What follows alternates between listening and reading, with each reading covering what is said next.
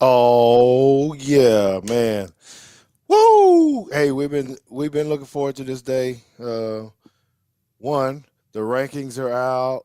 All this kind of stuff is shaking up around the uh, NCAA college football Mm. scene. But you know what we get to do every Wednesday, 8:15 p.m. It's Teague's Take, and we get to talk some football. Good football, SEC football, Alabama football, and just the landscape of it. So today we got a very special show for you guys, and we're going to dive into uh, Oklahoma a bunch tonight. So we didn't do the recap of Mercer. Honestly, we would basically had to show you the whole game. We felt like that it might have been a waste of you guys' time because everything was clicking and going, and nobody wanted to watch that film. I don't think so.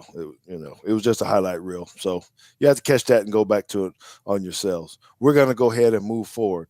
Okay, so go ahead and hit the subscribe button, the like button, because we got a special one for you today, and we're gonna go ahead and get this party started right now. Let's go.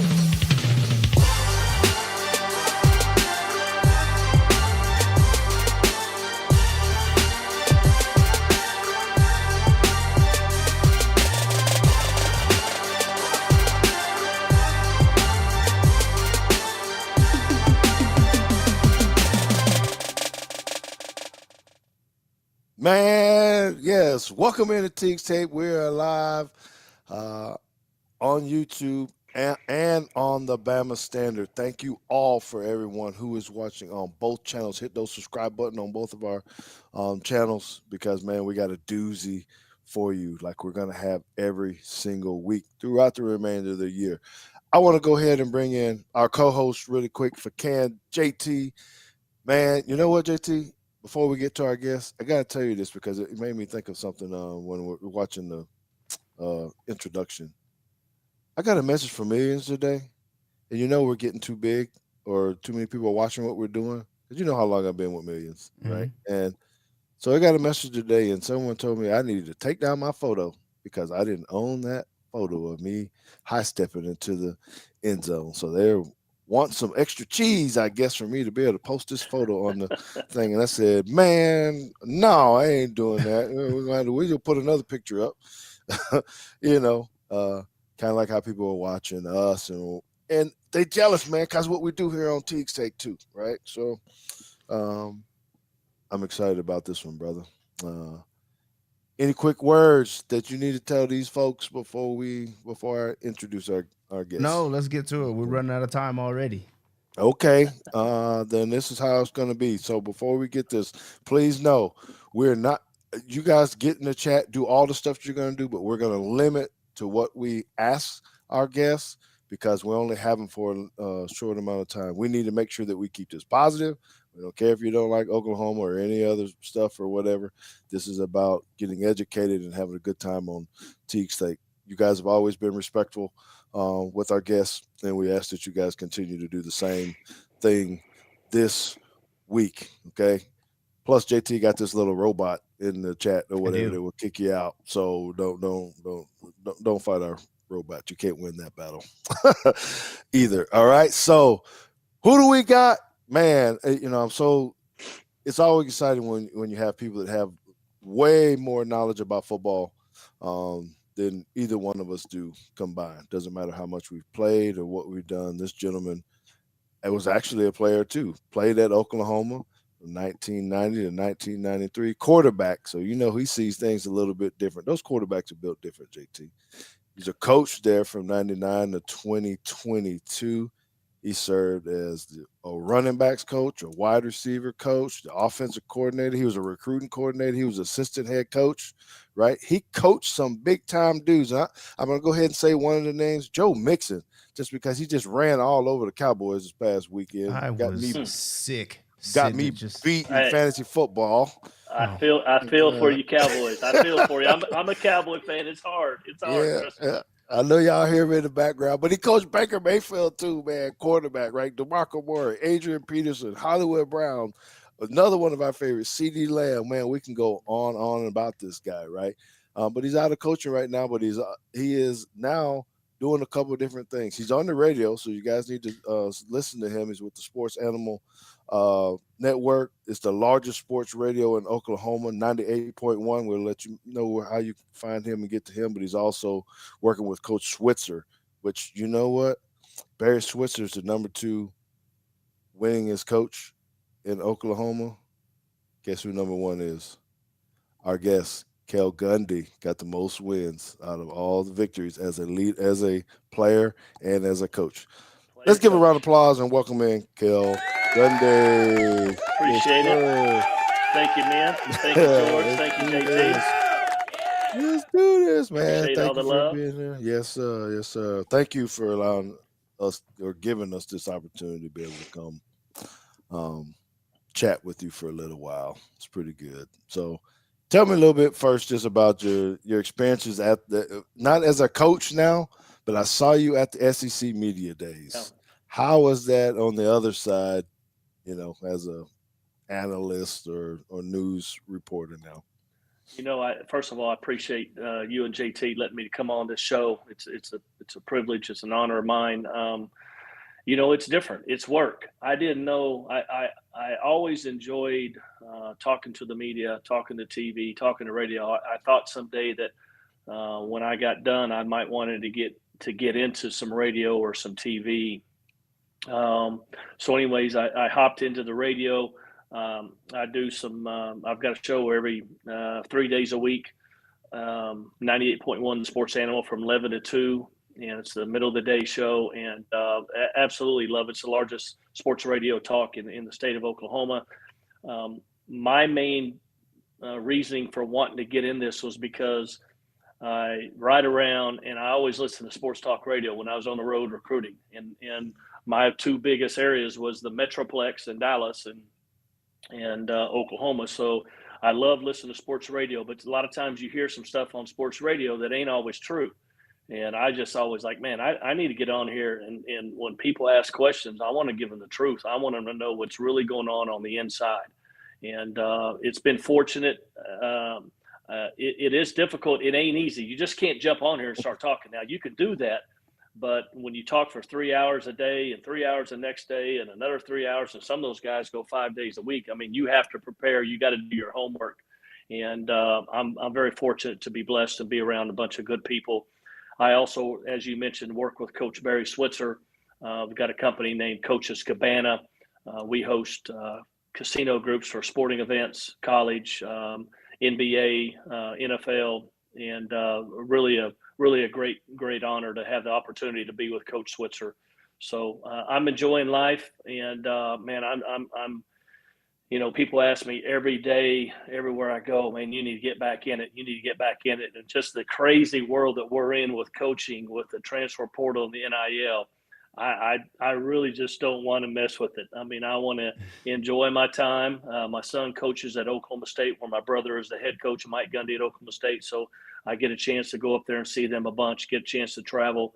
I got a daughter that lives in Scottsdale, so I'm enjoying life. I put enough time in. I coached for 28 years. My first 4 years were at UAB from 95 to 98 with Watson Brown. Lived in Hoover, down there at Ryan Village, and lived in Pelham, and just very blessed for the opportunities that I've had in my life. You was killing that dreamland too, then, right Oh there. yeah, I know, yeah. You know it. so You know it. that's all right. Some of that old Southern barbecue. But you know what? One thing, congratulations on all the success that you have. But what I love about what you said is, hey, you want to give them the truth when you're doing your analyst work, and that's what we pride ourselves with on this today. So we're gonna give them the truth about all of this stuff. Okay.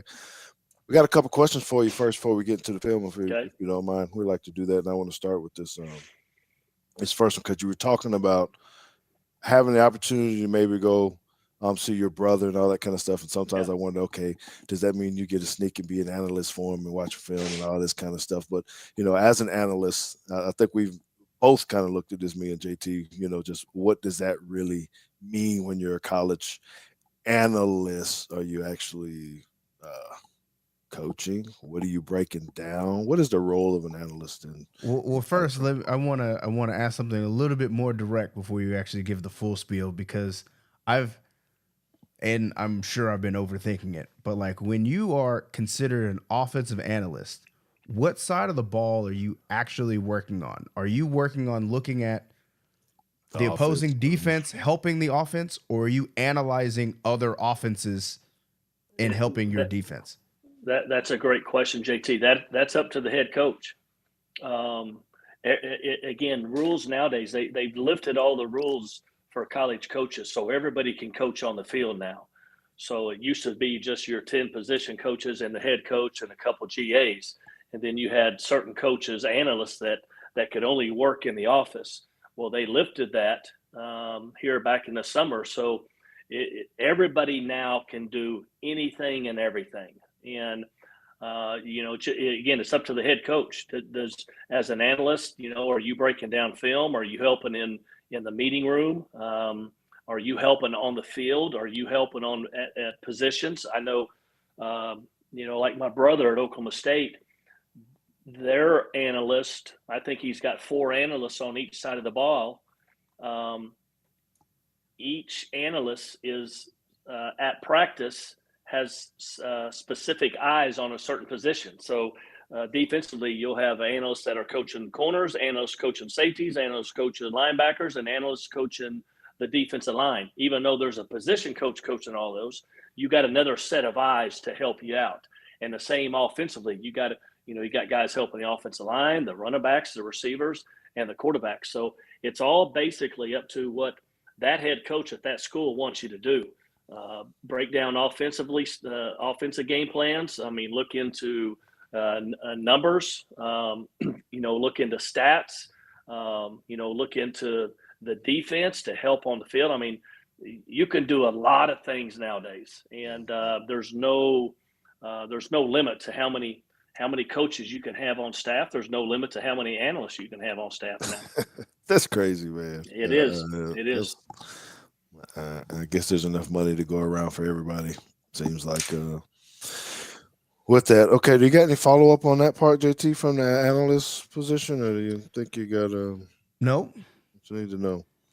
Okay, then I think maybe we should go to as a coordinator, right? Mm-hmm. And you're breaking down your defenses. What are you looking at first to start building your game plan? What is the process you go through for that?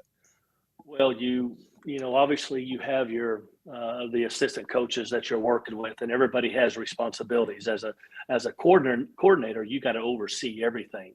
But you're going to have your offensive line coach. He's going to break down the run game. He's going to break down short yardage. He's going to break down goal line runs. He's going to break down pass protection and issues. So you got your wide receiver coach who's going to be in charge of routes, third and long, red zone, tight zone, goal line, and so on. So everybody's going to have responsibilities, but as an offensive coordinator, you've got to oversee everything.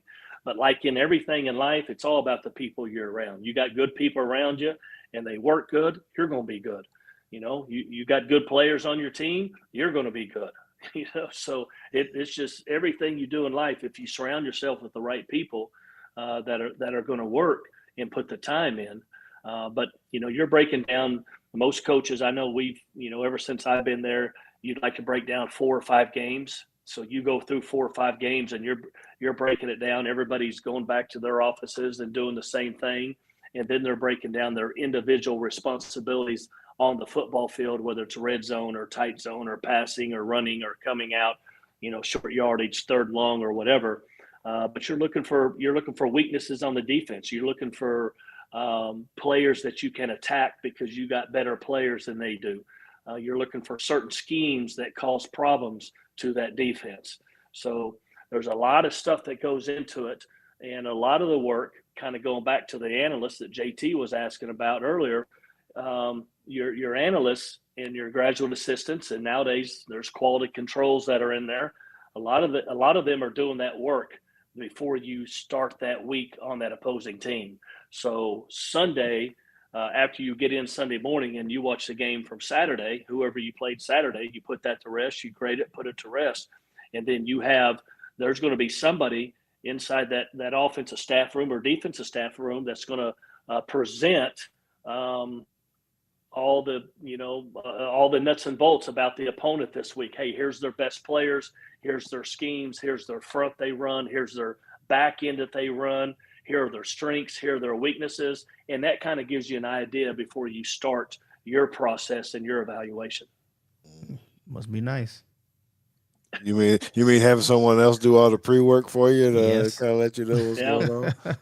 But you still got no to trust doubt. those people, right? I mean, I guess you Well, got to. you have to, but those coaches are like your family. I mean, they're in it for the same reason, and if they don't do a good job, I mean, you're going to be able to tell immediately if they're doing their job. And if they don't, you got to go on down the road and you got to bring somebody else in. So, um, again, everybody in that facility, it's a big facility. You got all these coaches and strength coaches and recruiting people and media people and people in the weight room, people in the cafeteria.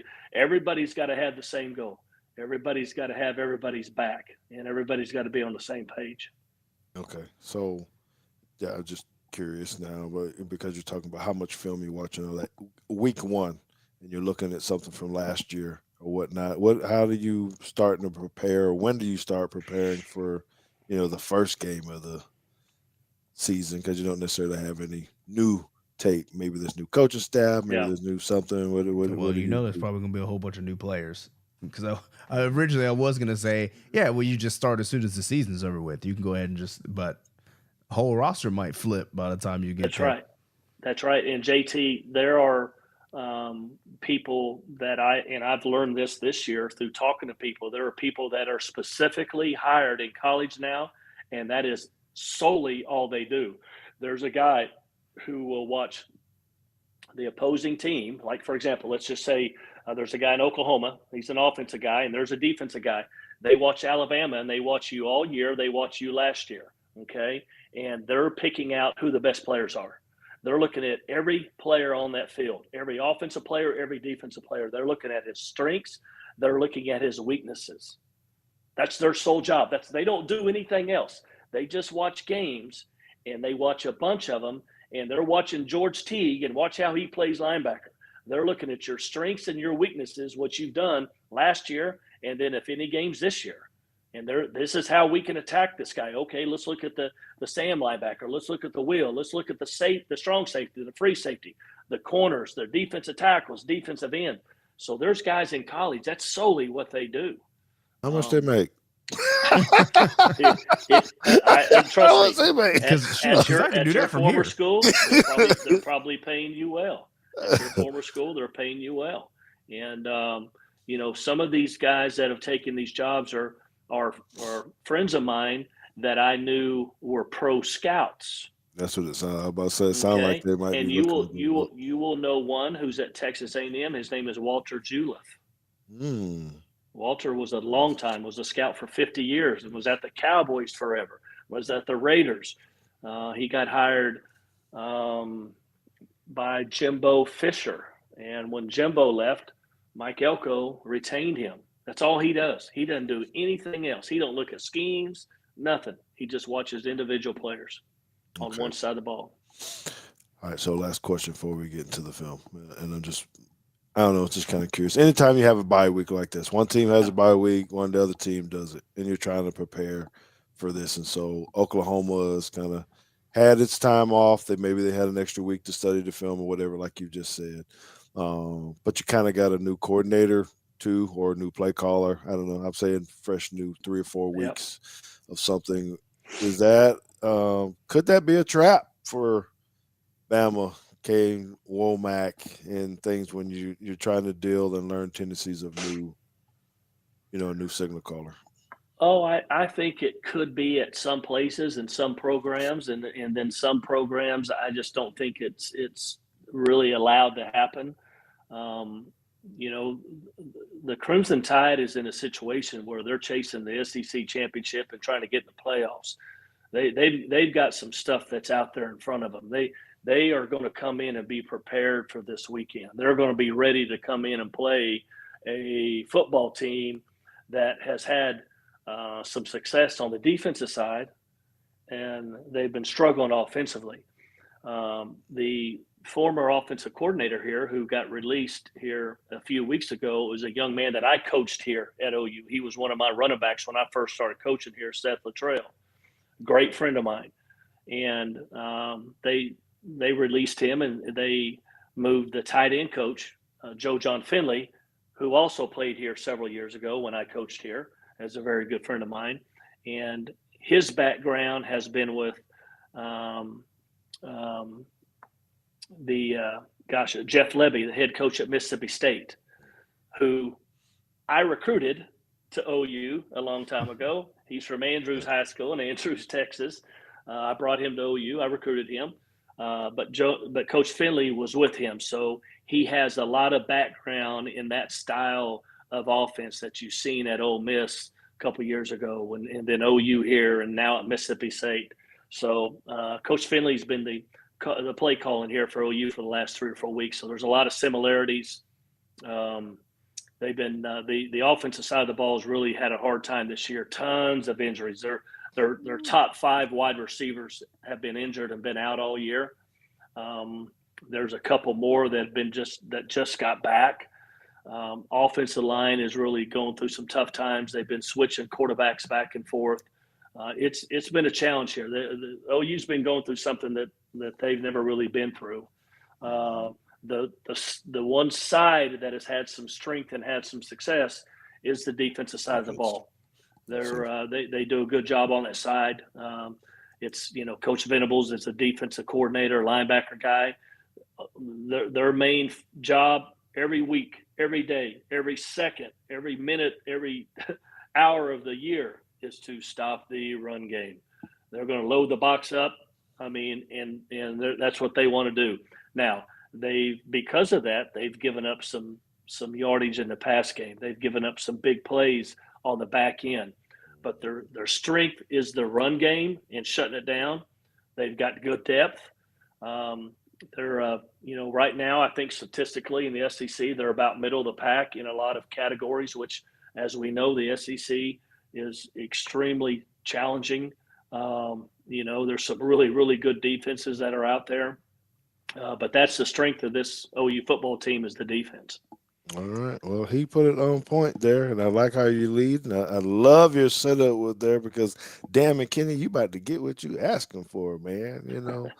Let's get to this thing right here. So we want to talk some of the offense. Again, you being the guru there, and some of it we just want to kind of get your ideas on what the thought process is. Some of it could be technical issues and things of that nature. So these aren't necessarily plays that were home run hitters or something of that nature, but just a little bit of film that we got to see. I think you're right on point that there wasn't a whole lot of offense going on that was making me pop out and be like, ooh, this kind of thing. So this first play is a pass in the concept. I kind of want you to talk through this a little bit. JT lets it go for you and see. Oh. Right. So first thing I saw was his footwork. I kind of want you to hit on that. Quarterback. I don't know if that was when he moved to the right. I'm just my novice eyes. I'm going like, oh, what is that for? And why did he not stay in the pocket? And then you can go on from the rest of the play. Okay, so this is kind of one of their bread and butter plays. They've used this all year long. So what this is a half roll by the quarterback, a boot pull up. Okay, so they run this play different ways. They bring a tailback out here in the flat. They will do this play in 12 personnel and bring a tight end in motion and shoot him out in the flat, or they will bring a receiver and shoot him out in the flat. And the tight end here, who's on the edge of the line, his job is to pin that defensive end, okay? Now, what Missouri did, and they were smart because they said, okay, anytime the ball's on the hash and there's a tight end off the ball to our side and he's in a hipped position with the tackle, we are going to be prepared for this play. What they want to do is they want to pin that defensive end out so the quarterback can roll out, and they've got to come back down here at the bottom. They've got a curl route by the number 2 receiver on the inside who should stay on the hash. He gets pushed inside, and then you got a guy out in the flat, and if it's all covered, the quarterback can roll. What Missouri did was when the defensive end got lined up and he saw that tight end in a hip position, he widened out to a 9 technique and said, "You ain't going to pin me." Instead of being that old 7 technique we talk That's about. right. That's right. That's right. So instead of pinning and allowing the quarterback to get outside and to be an extra ball carrier, they said, "No, we're going to make you pull up." So they were prepared for this play. Like I said, they run this play several different ways, and Missouri put a stop to it. OU had some success early in their season. It's a way to get the quarterback out of the pocket, let him get the ball out of his hand, give it to a guy, go get you about 7-8 yards. But Missouri had a good plan for this. Okay, excellent. I don't know if you need to see that from the back end or whatever, but all right, next play. Run action. I think you're saying that this is probably one of the best pieces, to the game. So I just thought it was interesting in the how they actually put this together. Are we okay? So there we go. So let it go there, JT. So this is what's called a power read. Okay, so we talked earlier about OU's offensive line kind of struggling this year, really struggling with just true zone blocking. As you know, zone blocking, George, it's basically man on man trying to push him off the line of scrimmage. So as the season's gone along, most of the season they've been running a lot of down blocks and pulls and kick outs to try to get better angles to help their offensive line. But this is what's called a power read. The front side tailback, he's gonna arc around the defensive end and block the first player outside the box. The quarterback's going to read the defensive end. If the defensive end would close, the quarterback's going to hand the ball off, and it's just going to be a true outside lead zone. If the defensive end widens, the quarterback becomes the ball carrier. We're going to pull the guard around for the inside linebacker. So it gives you options. And I can't recall. So the defensive end kind of got up the field. He's flat-footed. So the quarterback's the ball carrier. And the guard is pulling around for the front side linebacker. So you got options. You could hand it off. You could run it. And I did not see the receivers out there. You don't need to go back, JT, but there's probably 2 receivers out there. They're probably running hitches. And if the hitch looks good, they're running bubble. They're running a bubble down here. So he could have taken this ball and thrown this ball out here, if he gets any kind of blitz off the edge. So you've got a chance to throw it. You got a chance to hand off to the tailback, or you got a chance for the quarterback to keep the ball. All right. Just one thing, if you go back to the tail end, JT, just as far as the technique of this wrapper, that's coming up for the as they're trying to climb up to these linebackers, what are you telling these guys? I know he's kicking out, but I think it's the left guard that actually tries to come up, or I don't know. Once we'll see which one that actually tries to come up and get number 11. I think it's the right guard there. Yeah. Yes. Yeah. What are you telling him to do at this point? Well, he's in space you're just trying to do the best you can. I mean, you can sit here and talk to the guy, hey, we want to get outside leverage, or we want to get inside leverage. He ain't a good enough athlete to block George Teague out there in space. So you better when I was still there, we told him come around there and square him up and let the quarterback, he's a better athlete, let him make the cut off of you. So don't stress the offensive lineman and I don't mean it in a bad way, but they're not as good athletes on the field as everybody else. So you come around and square that guy up and let the quarterback cut off of you. So he grazed good on that one, is what you're saying? Yeah, because he squared up, got him, make him commit, and then the quarterback does his thing. Yeah, and look at the backside. Look at the lineman coming here on the backside. I want to show this. Go back there. Where'd he come from, JT? Was that the center? Yes, that's the center. Okay, well, watch him. Just watch him keep playing. Let the play go and watch him just keep playing ball. You keep playing ball, keep playing ball, keep playing ball, keep playing ball, and he pushed the guy past the hole. You know, he didn't knock him down, he didn't pancake him, but he stayed active. He kept his hands on him, and Coach Beanbo, the offensive line coach, is a great friend of mine. He's been at OU for a long time. He's one of the best offensive line coaches in the country. All right, excellent. All right, we'll go on to the next one. Okay, we got another pass play. So we chose just a few different plays just because, again, there wasn't a lot of deep shots or things down the field. Looked like that they're trying to get the ball out of his hand kind of quick for the most part. So this is and George, let me just say one thing about that. That's one thing that they do not do is they don't throw the ball downfield. And it's been talked about all year long. They did not throw one ball past 12 yards in this game until late in the third quarter. They just don't throw the ball down the field, and that ain't good because you got safeties and corners that are squatting on everything you're doing. So, anyways, that's a good point.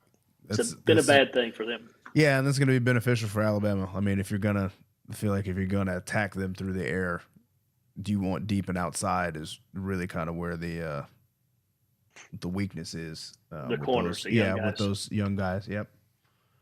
Yeah. Okay. So this concept here, this is this is just a true spot route into the boundary. You got the outside receiver who's pushing up, and he's going to settle down, kind of in an outside linebacker area, about 5 or 6 yards. This is what we call a spot dig.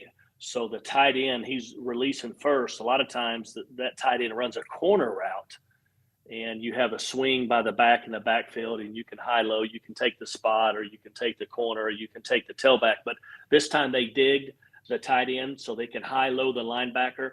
It looks like the tight end gets pushed a little wide here by the outside linebacker and never gets back over in the middle in there.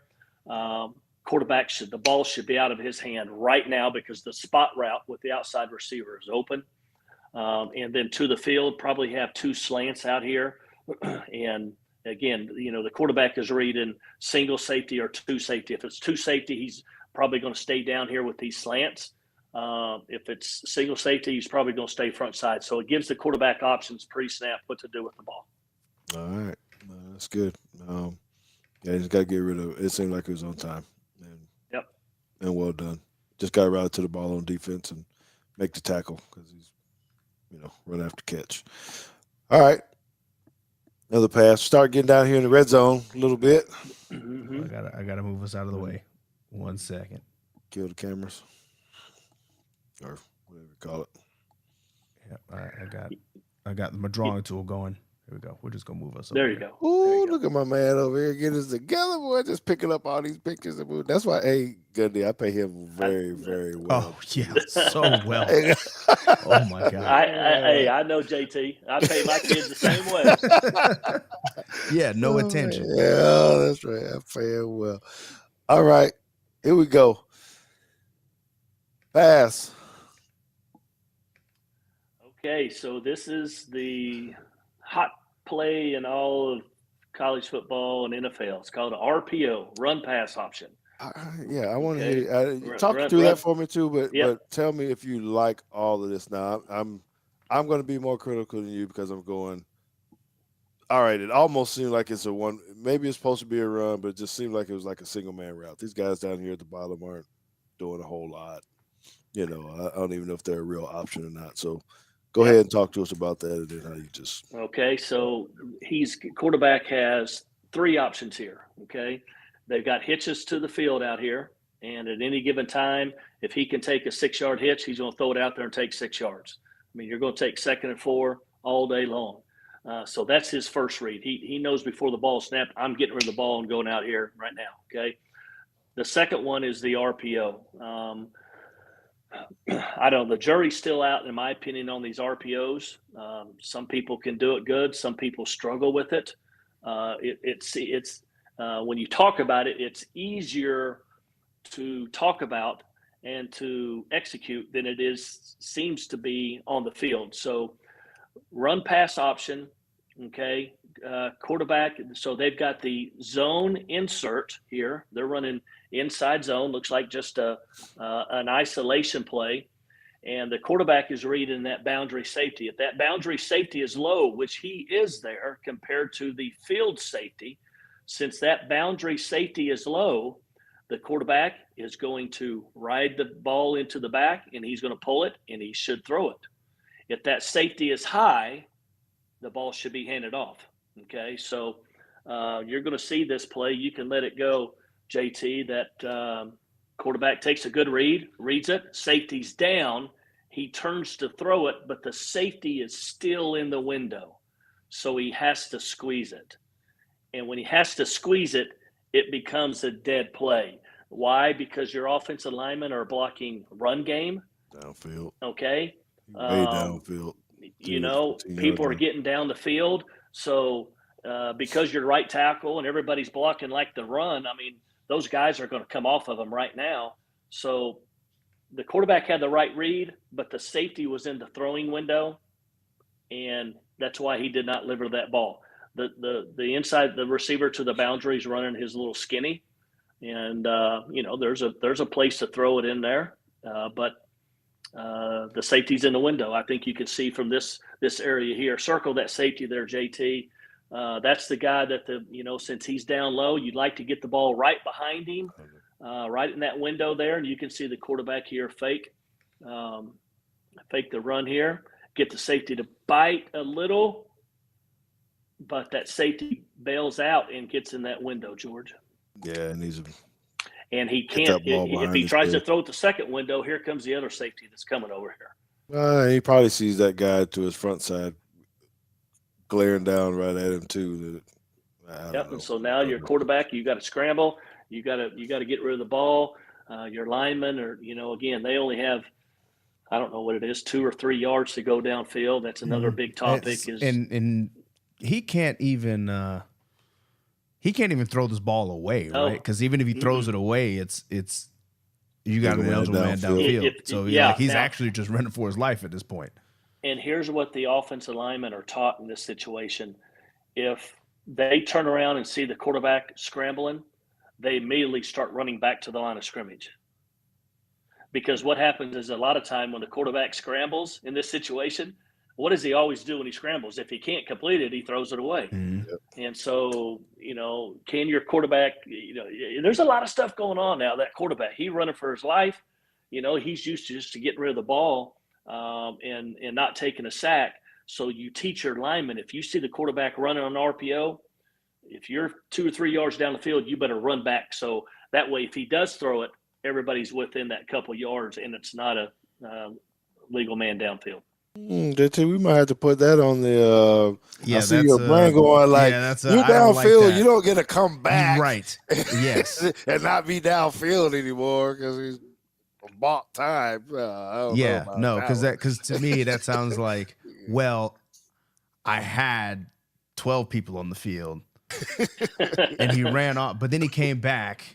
This is the Oregon all over again. Just run him out there and take the penalty. Yeah, good stuff. Good stuff. All right.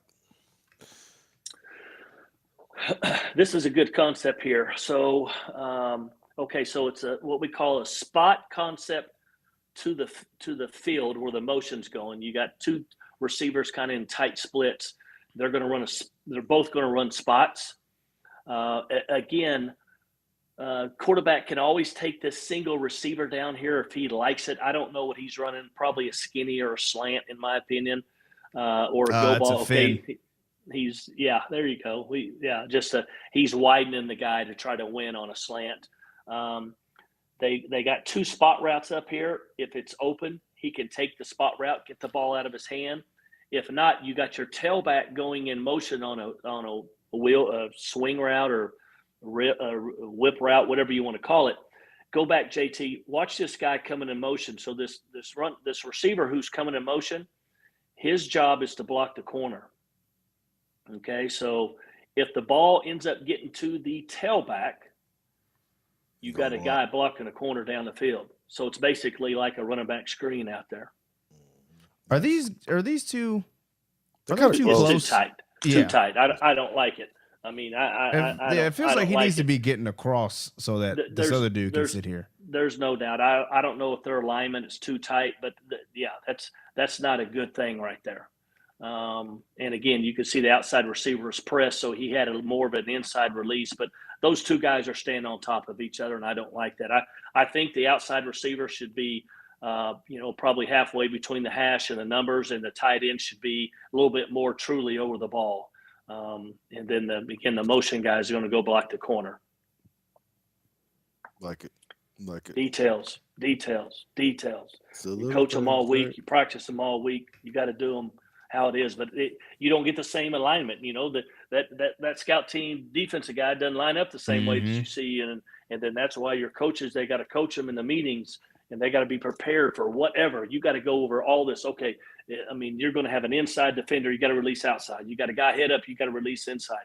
I mean, you've got to be able to adjust on the move. You just can't go off of, what's on the board in a grease board. You got to be able to adjust on the field. All right. I think we got another run. I can't remember which one it was, what type it was here. If this is Okay. Yep. So.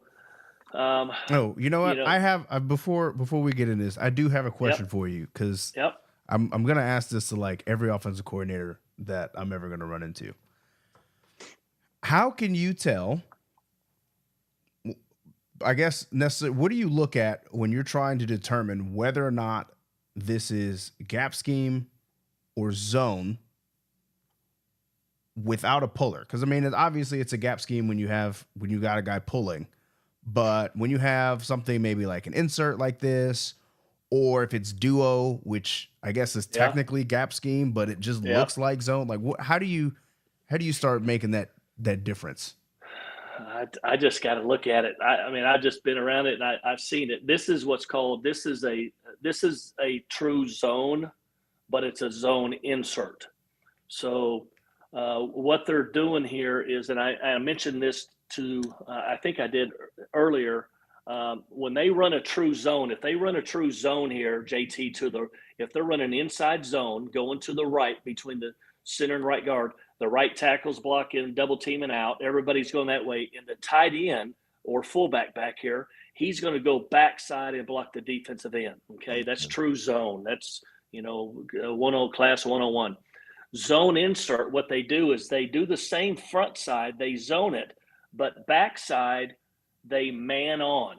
Okay, so they're creating more space back there. No, I think that tackle is going to go out to your left. I believe. You're right. And the fullback is going to come backside on that linebacker. So they're creating more space instead of zone blocking it. If you truly zone and you bring the left guard down and the left tackle down, and then the tight end goes backside, it squeezes your running lanes. So this zone insert, that tight end is going to go probably to the backside linebacker. And when he tries to go in this A gap, because there's a body there, the defensive tackle's in a 2-eye, he's going to blow that up and create more space for the running back. Okay. Yeah, I was I was wondering what that was at number 10. I was like, is he blocking the wrong guy? Because I figured he was supposed to be going up to his other. If that defensive tackle was in a 3 technique, it'd have been clear for the tight end to go to the backside linebacker. But since he's saying that you're saying his path is always supposed to be in there anyway. Yes, and if there's somebody in this gap, just hit him. If he's shaded outside, you get you basically get a base block out here. Yep. He's going here, and then you can just. Yep. That's right. And you're creating more space there. You'd like to run it with the 3 technique back there to create a bigger window.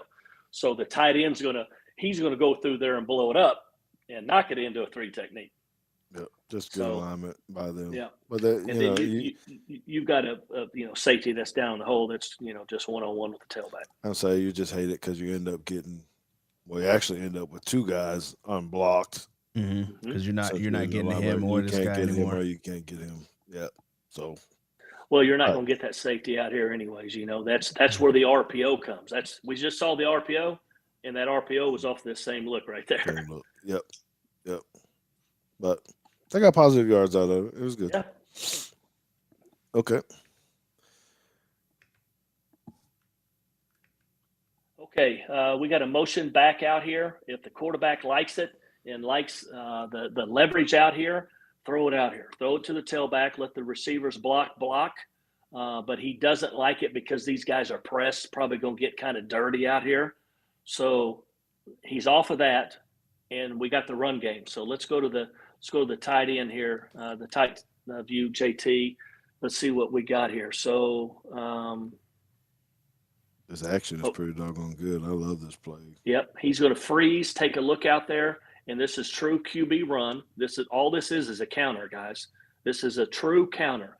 You're pulling a guard, and true counter is pulling a guard and tackle, old school. But now you pull a guard and you pull a tight end. So the tight end front side, he's going to act like he's going left. Just let it and now he's coming back out. That's right. Okay, yeah, because I was just about to ask you, what's the difference between power and counter? Because my simple version is power's got one puller, counter's got two. But that's right. But you're getting two with this tight end here. Gotcha, because he's taking that step and he's coming back this way. You got it. Your right guard and tackle are double teaming that three to the backside linebacker. Center's blocking back, guards pulling and kicking out, and tight end is inserting here. Look at the quarterback. Look at his eyes out here holding the backside linebackers. And there's his counter steps by being able to just kind of sit there instead of actually taking a. Yep, it should be a good play. Unless somebody comes off a block. They got it right here. Should be good. There you go. The safety had to come up and get him. That's right. That's what those guys do. I just love this. Yeah, I like this one. I love this type of running game. It just. But it depends who's carrying that ball right there. Not all of these dudes can do that. Yeah, I was going to say, I don't know if Jackson Arnold is the guy that you really want running counter all the time. If he's but Jackson has the body. Jackson's a ball carrier. Okay. Jackson runs with the ball very, very good. And now they're trying to get him. You can go ahead and let it go. You don't want guys taking licks like that all the time. Mm-hmm. I mean, over a period of time, something's going to happen. But Jackson does run the ball. Jackson's a good sized kid, really is. All right, we've got two more. Okay. For you. Oh, this is good stuff here too. We getting kinky now. Mm-hmm. Wait till I tell you what's going on here. So, all right. So, this is a version of counter. This is exactly what you just saw. Just without a tight end, though. Okay, exactly. Your tight end's coming from the boundary over here. He should be coming in and cracking somebody. He should be hitting the other guy. You said he's probably on the wrong dude. Yes. Is that what you're saying? Maybe, yes. Perhaps. Yeah. So, but because I don't know how they ID'd it, they might have ID'd it differently. Mm-hmm. But we ran this in the bowl game. We played Oregon in the Alamo Bowl. Matter of fact, when Lincoln Riley left and I was the offensive coordinator, Coach Bob Stoops came in. We ran this versus Oregon. So this is counter. This is the same thing you just saw. But instead of that tight end coming from the backfield, he's just coming from out here, and we called it crack counter. Okay, let me ask you something. I'm gonna say it's pretty technical, I guess here, just because I'm learning too, right? So it's really their left guard. So I was looking at it from our defense standpoint, and saying, okay, is he supposed to be doubling this in? Were they supposed to chip up to 11? But then the other guy kind of stunts to the opposite side of the center, and then he bumps the nose tackle. So I see him double teaming there, and then he converts and goes to this other guy. You think that's just awareness? Something yes, good on his part that he's just saying? It's awareness. He's well coached. They've got, again, who I think is one of the best offensive line coaches, and I coached with for a long time. They may not be the best offensive lineman in the game. They may not have anybody on that front five that will play in the NFL. They'll know what to do. They'll know who to block.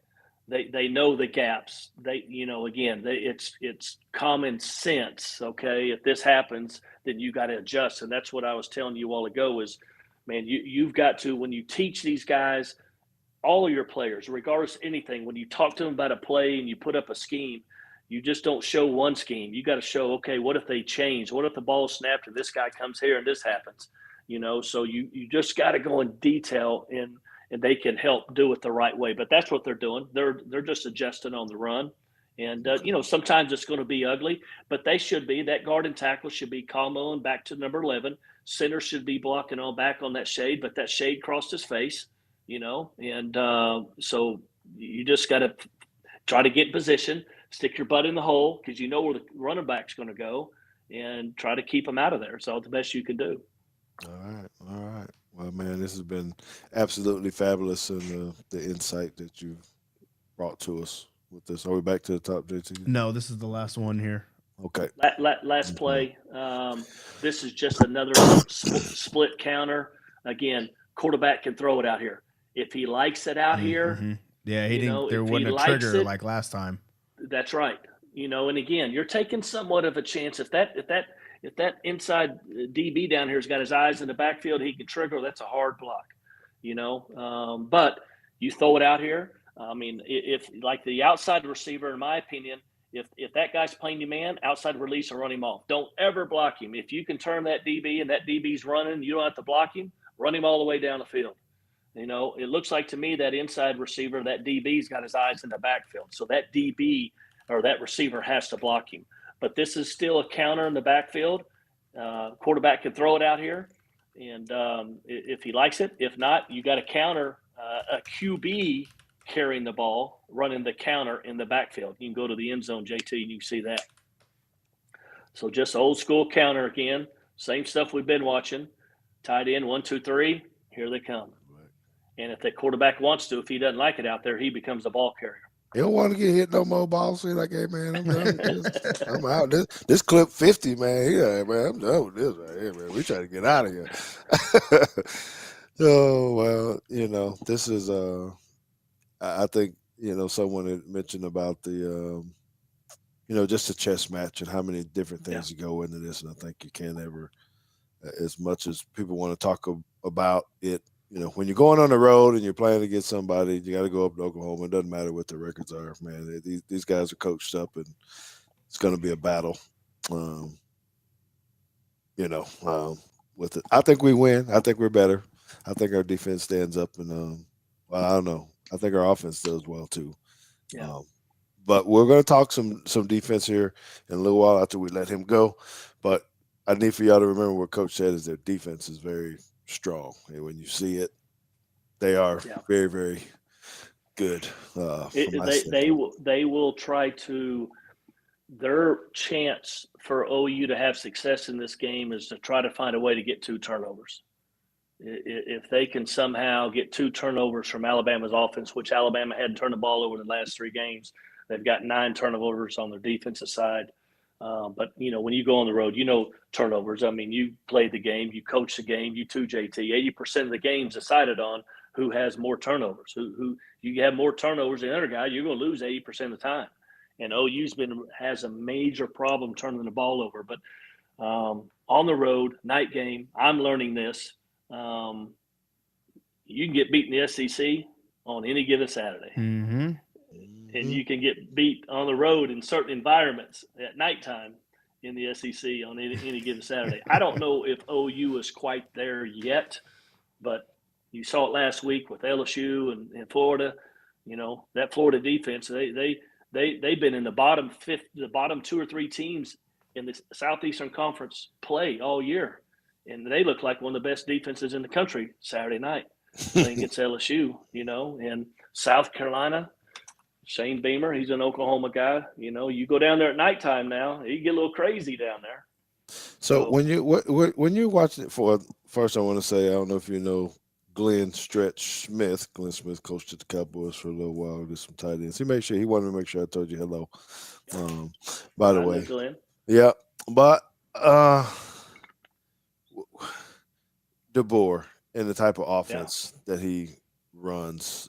I mean, do you, as an offensive guy, whatever, do you look at this and go, man, this is some pretty good stuff? Or is it just normal? I'm not saying it to make it sound small or whatever, but, we look at it and we're always trying to figure out how creative is it really? Is it just game planning? But, Yeah. Is there genius stuff to this where people are making new things when you look at DeBoer's offense? What's your initial, take on what you see and how they run their their schemes. I think that they have adapted to who they have and what best fits their players. Obviously, last year they had Michael Penix at Washington, and that dude could throw the ball, and that was their strength. So they played to that. I think this year, looking at what was best for Alabama, I think they're involved in evolving. I think they've kind of figured it out. Hey, we're going to run the football. You know. And I think Jalen Milroe throws the ball really good. I think his best pass is deep balls. I think he's got great touch on throwing deep balls down the field. Um, Jalen is one of the most talented and the most athletic quarterbacks in all of college football. He's as dangerous as anybody with the ball in his hand, period. And I think that they have figured out that that's what their strength is. Last year, Alabama had two running backs who had more rushing yards than Jalen Milroe. Well, Jalen Milroe is the leading rusher on Alabama football team this year, as well as throwing as being the quarterback and throwing the ball. Not a team that's consistently going to throw it for 300 yards a game. They want to run the football. They want to take care of the football. They want to control the line of scrimmage. They're going to take shots with the Williams and Katz, guys like that they got out there, but they want to run the ball and they want to let that defense. They want to play, offense and defense and play together as a team. That's what I see. I don't see the true same offense as what they were at Washington, and it's because I think they've got some different players, so they've had to adapt a little bit. Sometimes you got to do that as coaches. Man, I love it. Thank you for reiterating to all of our fans that, hey, man, you got to adapt and you got to figure it out as you go sometime. And JT and I both feel the same way. They're just trying to figure it out. And at some point, they say, man, we got to let this guy have the ball. So, Coach, we do appreciate you very much. Thank you for your time, Appreciate it. giving us that stuff. Y'all make sure y'all find out where he is on 98.1 in Oklahoma City if you're in that area, or if you're one of those guys that want to go sit in the cabana and do some gambling, some high stakes stuff or whatever, Yeah, man, I give mean, him us I'd like to go, but I ain't no high roller though. Hey, I'm I ain't walking either. in with I ain't either. $100 and I Oh, ain't I either. knew about JT. this, JT, because I saw, I ran into Coach Gundy at it was so awkward and weird, but me and your mother were in Choctaw. Choctaw. Of course you were. Yeah. Yeah. Right.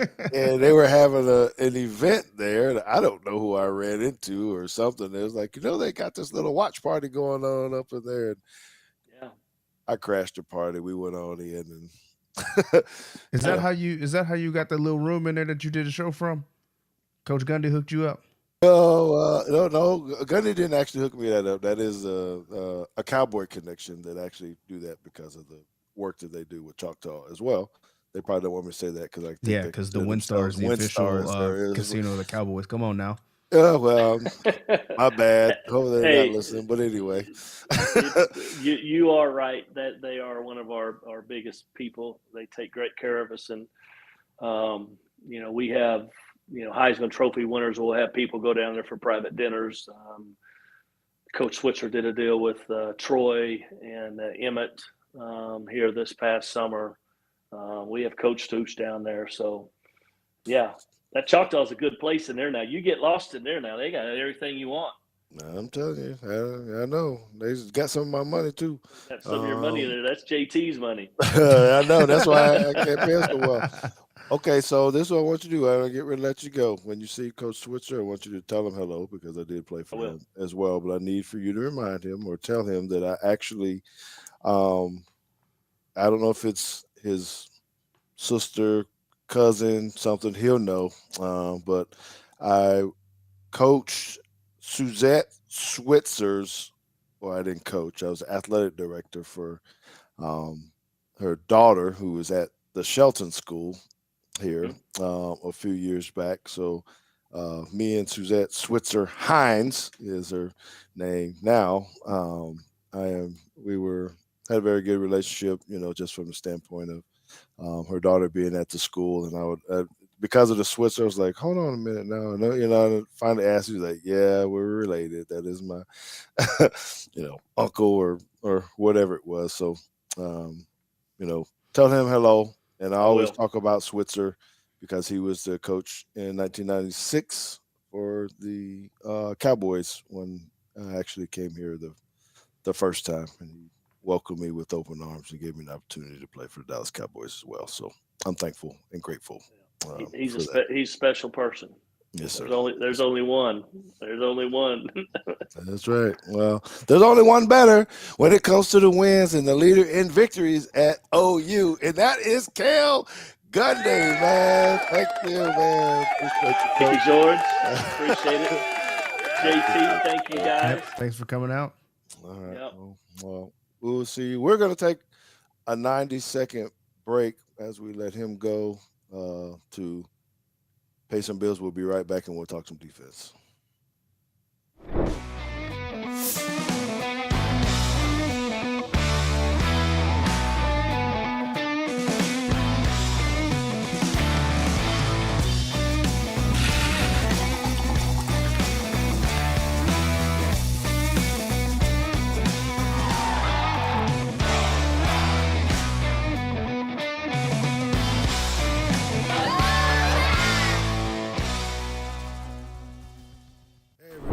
George Teague here, formerly of the Alabama Crimson Tide and the Dallas Cowboys. So let me ask you a question. Are you an athlete or a coach looking to boost your online visibility? Well, you've got to check out On3. Their personalized web pages amplify the total you on and off the field.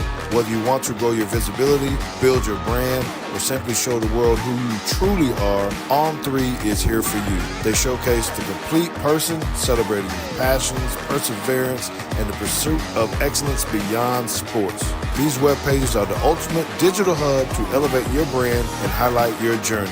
So head on over to www.on3.io/microsites and get started with On3 today.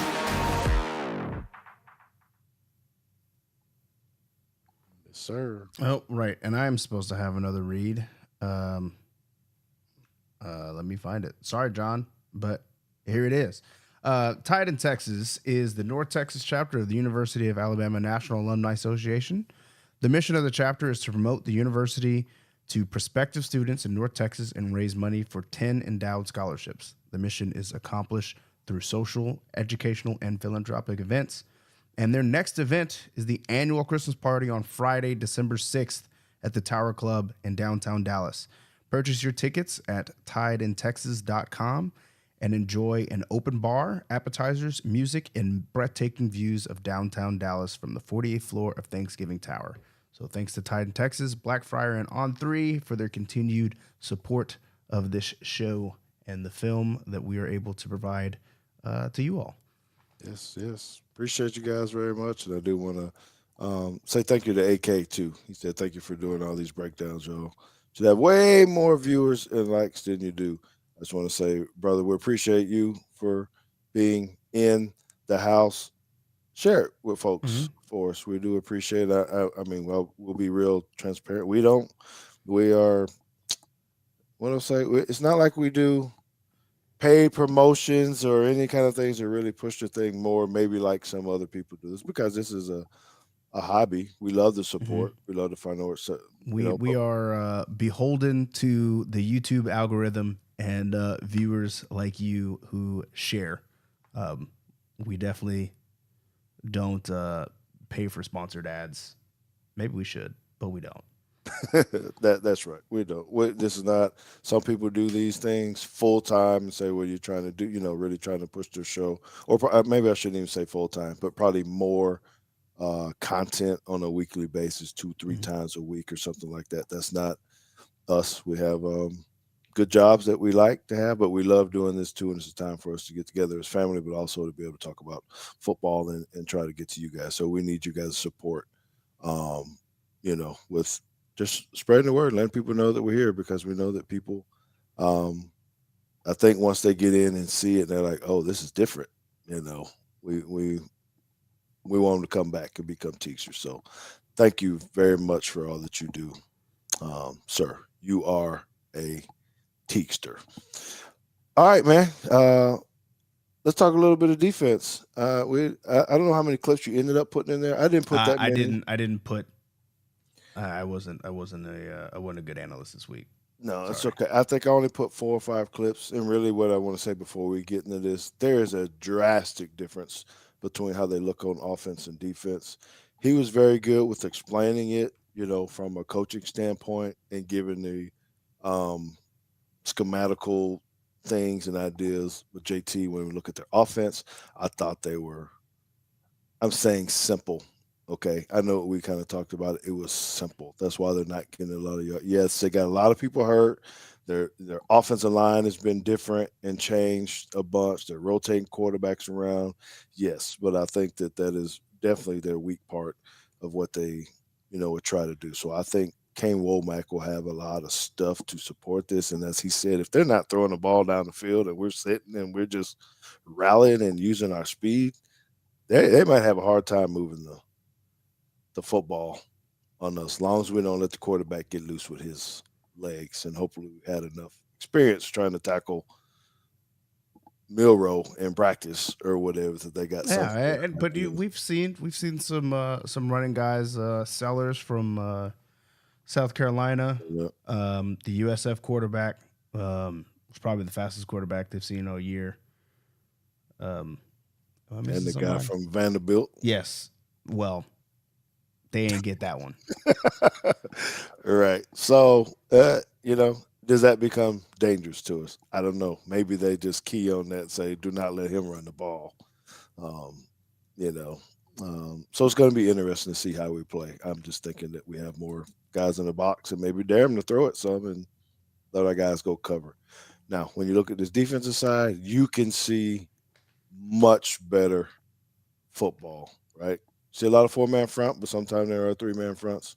Um, I put these in here because it was, how they actually work their contains versus maybe not, or what we talked about last week. Are they in their gaps or not? Right. So you get these two guys who come off the ball. If you look, you can see where gaps are supposed to be in. I don't know if that guy's in a tight Yeah, he looks three like he's in a or a this. two eye, Well, my but my drawing tool is not working. Uh, I think he falls back on the backside, and the front guy actually stays up and does well. I think I can't remember. Um, but while you're trying to get your green marker, is it considered green? Yeah. So he actually falls backside, but the other guy actually does really good of taking the appropriate steps, on number 79 to actually stay contained. And then you let this linebacker run, like JT's always talking about. You see some space, yeah, just go. he's going, right? But who really makes the play is that defensive end because he gets outside and he doesn't get hooked or reach. That's hard to do. I don't know if you know how hard that is to step laterally and fast enough, get your hands up and not let 79 get his head on the outside of you. That's a I mean, they have to work the heck out of that in practice all the time. And this is really, really good um, by him. And then when you got a running back feel or linebacker feeling like that, it makes it hard to run the football. So let's at least wanted you to see um, that. Okay. Well, I think my pen's broken, so oh well. Uh, all right.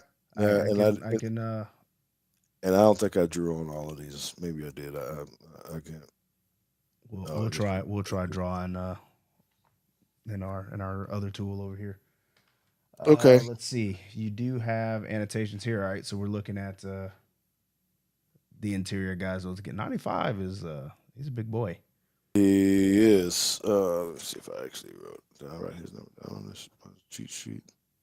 Um, no, one of them's a freshman. How you doing, Dan? Thank you, sir. All right. So again, I just wanted you to see how these guys play, right? So I think one of them actually gets reached like crazy bad. The one on the left, I think the Mm. Yep. center. Yeah, that's not great. No, so he's in a three technique, and we talked about he gets reached by the other guy. Ugh. That is not supposed. So, as I just told you, He how almost hard didn't it even need to is. help. No, so where I just gave a lot of praise the first time, you can go back and look at the other guy too. Yeah. He So gets reached by the tackle.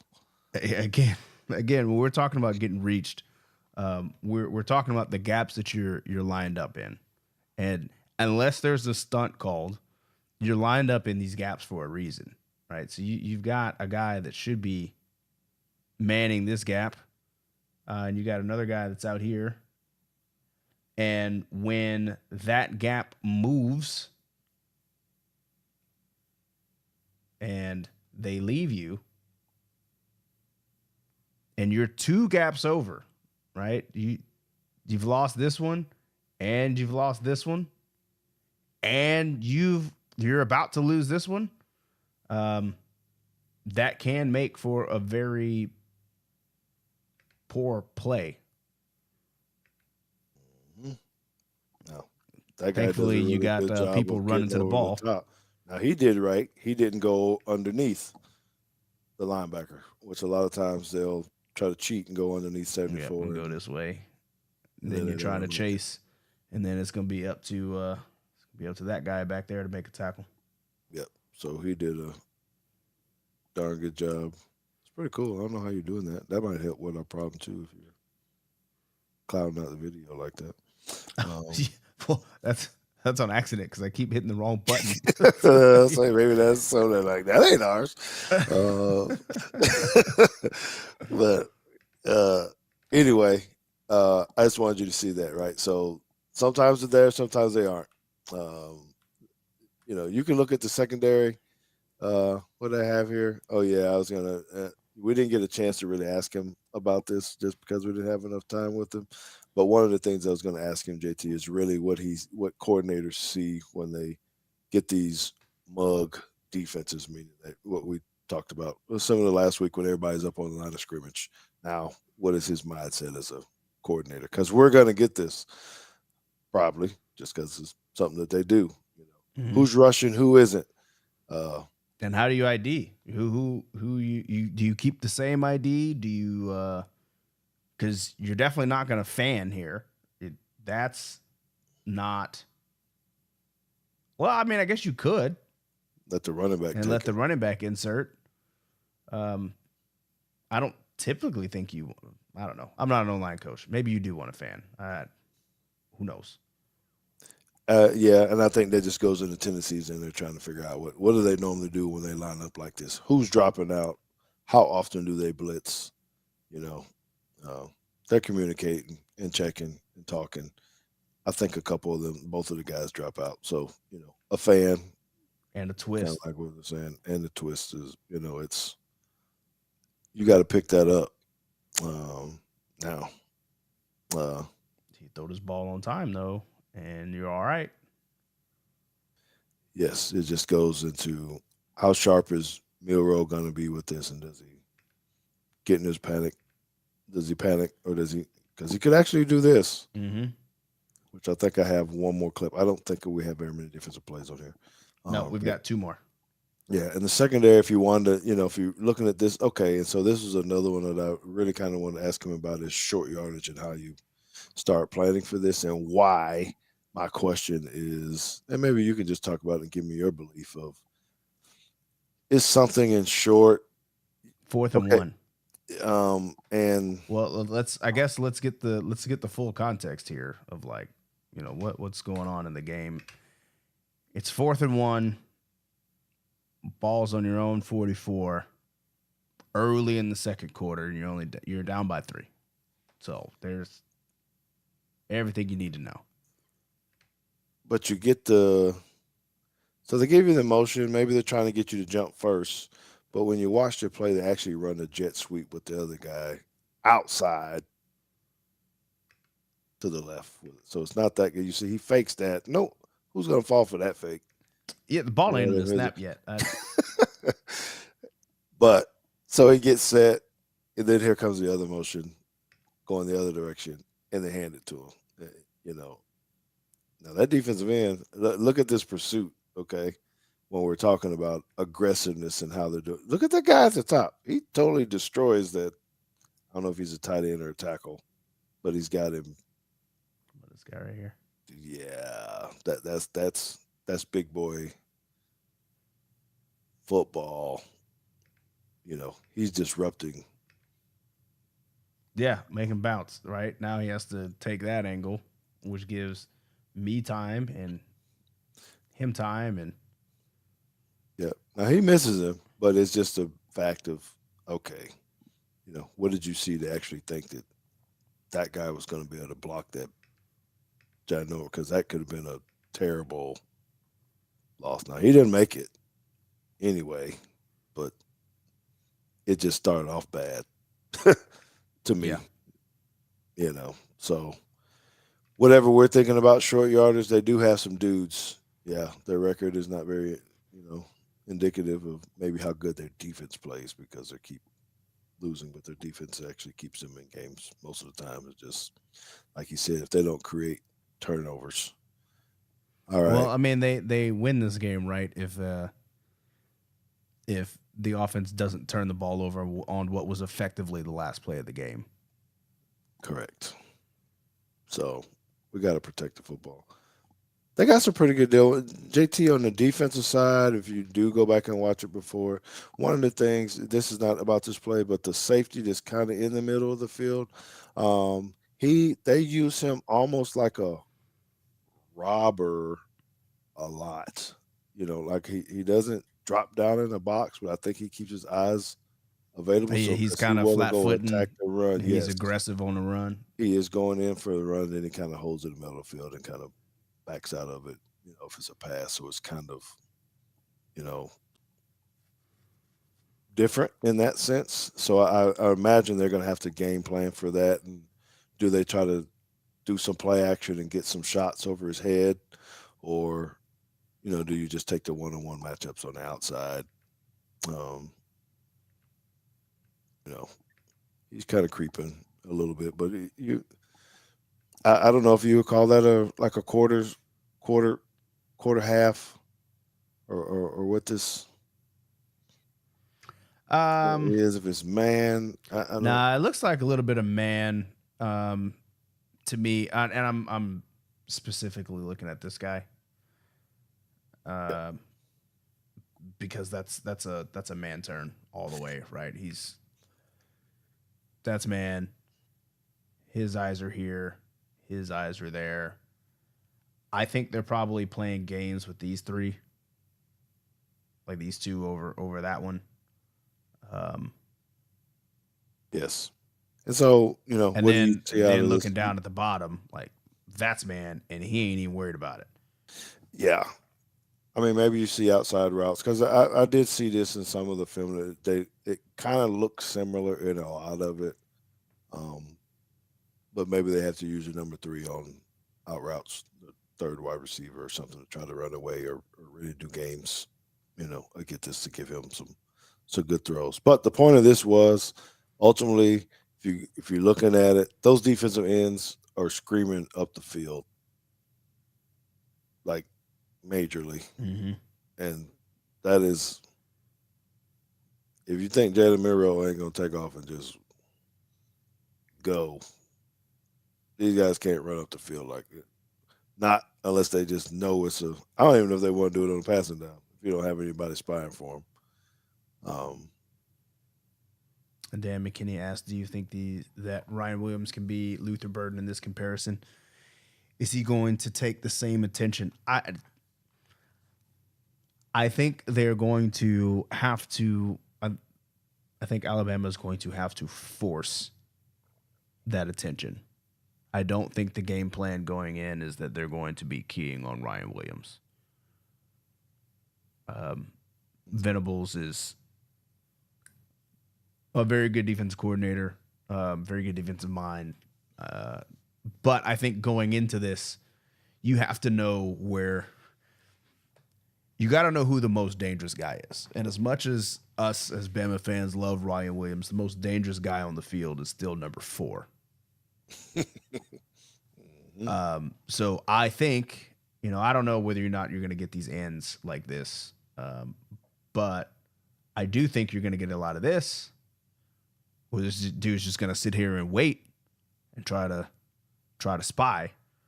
Um, and I think that you're probably going to get a lot of this to try to help force Jalen to get rid of the ball.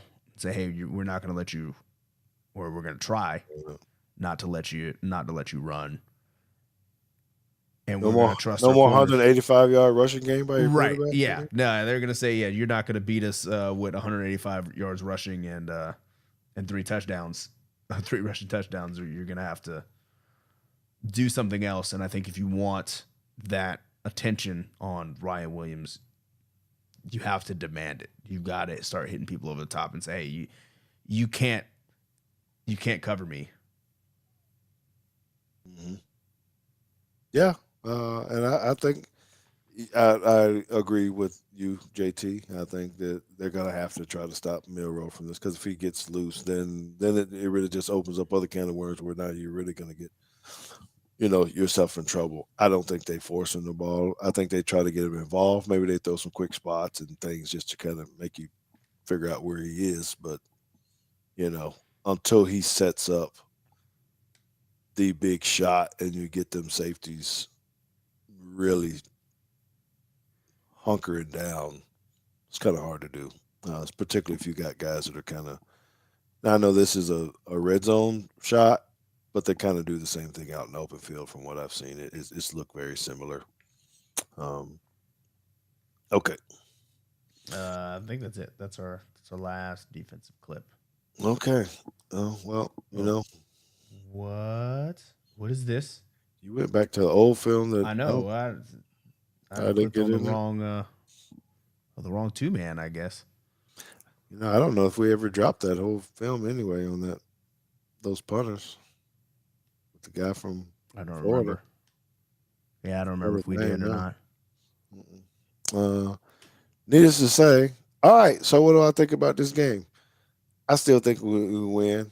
I think that there's some challenges that you go in. Now you got to remember too. Venables had a couple of weeks to try to get ready for Alabama. How much film has he watched? What have they done? You got to know that he's a good coach that can scheme up some things. So Well, he's a national championship winning DC. yeah, so you better believe he's going to try to create some kind of confusion, and just show something different. That's going to be a little bit challenging until we can work this chess match and try to figure out how to get free and open. I think it's the same thing for our defense. That I think we got an upper hand on them, and if we create some turnovers, maybe get some short fields, some sacks, create whatever it is, that if we get out and get a jump on them, I didn't think that maybe it can get ugly, or ugly meaning 2 or 3 touchdowns ahead.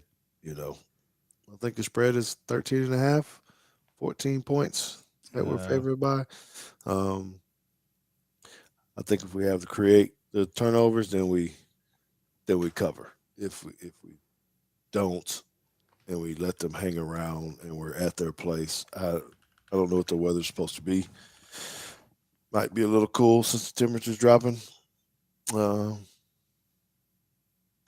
it could be.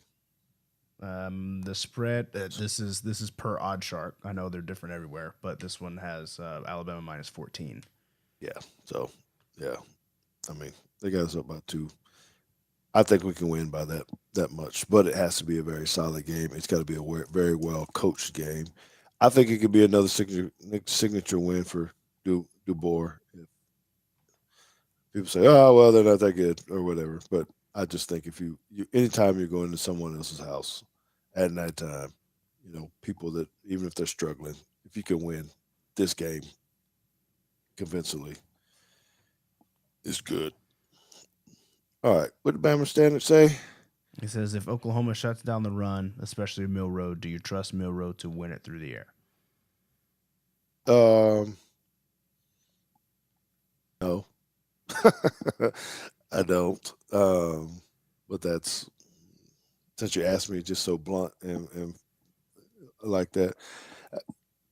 Now we just listened to what Coach Gundy said, and he gave him a lot of praise. And but he really said that his best ball is a deep ball. That's nothing that we hadn't all been saying before. I just think that um, if you have the type of pressure that these guys can get, whether it's stopping the run or whatnot, and then they start running these twists and getting other pressure, he's got to really make very, very good decisions with the football. Um, I could see them lining up in those things, but I don't know. Maybe I'm not giving DeBoer enough credit to be in this quarterback's ear and kind of helping him process some of this information. Just right now, I'm still a little gun shy and saying, do we really want him to be forced just to have to throw the whole? Yeah, well, I mean, I guess my thought is, you're probably going to lose if you have to throw the ball 45 times. I just don't feel like that you have to, if you got to go to the LSU game plan of like, look, we got to throw the ball 42 times and it's just the way it is. And I find it hard that they're going to be in a situation where they have to throw the ball that many times. I'm not saying it won't be a lot, but 30 is already high, Yeah,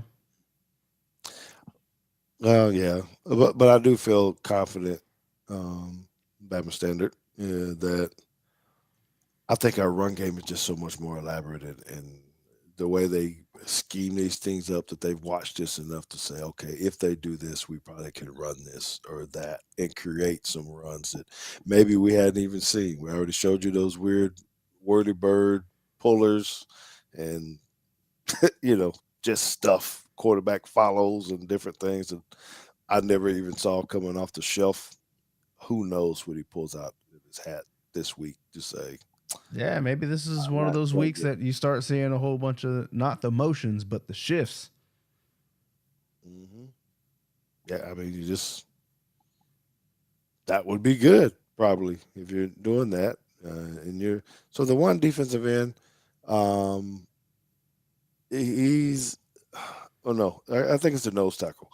The stuff that I saw, I think that you have to try to run at him a little bit. He's very big. I know you got that linebacker behind him, but he seems to be I'm saying the softest. Right? The point when you're trying to identify who you need to go and who you need to double, how you can get. I think that we can beat him physically and try to run through those spaces wherever that nose tackle is and push him out of the way. That's my thought. All right, what's your last word, brother?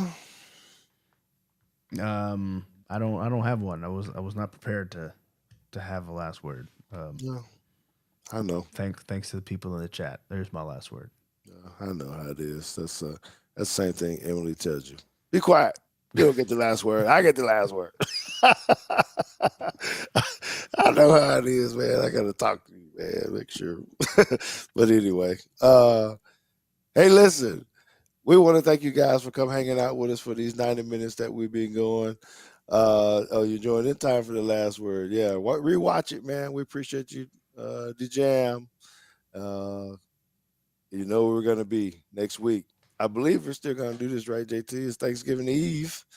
Yeah. There's the Iron Bowl. Yeah, so we're gonna be here for you guys. Hopefully, you guys enjoyed this. Do what AK said. Share this. Rewatch it. Tell people about it. Give them a subscribe and like. And we're going to be back after we get this W from Oklahoma and bring you everything you need to know about Auburn next week. Deuces.